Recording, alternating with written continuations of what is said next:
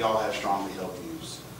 Whether it's our family, our religion, the economy, the environment, or politics, a wide range of strongly held views make our democracy better.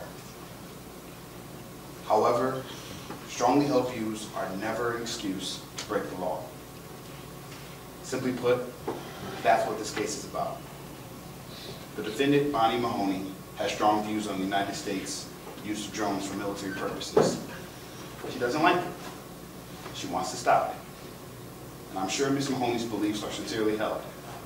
I also have strong beliefs regarding those same issues, but as the court knows, those are irrelevant. Just like Ms. Mahoney's beliefs on those issues are not pertinent here. What is important is her actions. On April 28, 2013, in the town of DeWitt, the defendant joined a dozen of other protesters as they decreed the U.S. policy on the use of drones. They marched from Bosse's on Thompson Road to the front of the Air National Guard base on Malloy Road.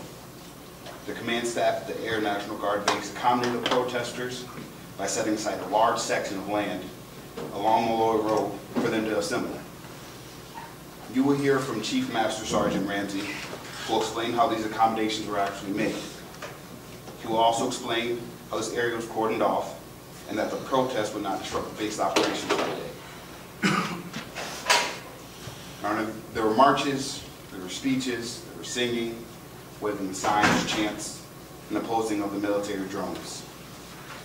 And within a few minutes of the formal program ending, several of the protesters, including the defendant, walked up the yellow tape that outlined the boundary that in the permitted area. They gathered there for a few moments, then in mass, they broke the yellow tape and knowingly entered the base property where they were not allowed. You know, Your Honor, they didn't stop there. They then headed straight for the main entrance to the base. This is where all the vehicles that have business at the base need to pass to get into the base. This is the funnel of the base's operations, if you will. The defendant laid her body right in the middle of the driveway of the base. Her obvious intent to block any vehicles that were going into the base.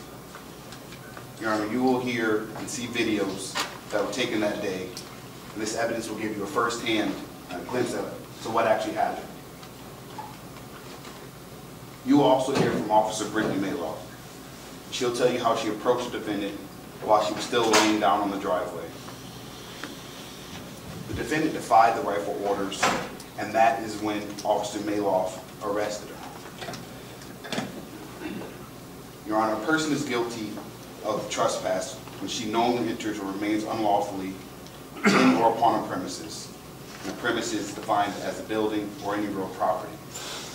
The person is also guilty of disorderly conduct when with the intent to cause public inconvenience, annoyance, or recklessly creating a risk thereof, she obstructs vehicular or pedestrian traffic, or she congregates with other persons in a public place and refuses to comply with the lawful order of the police to disperse.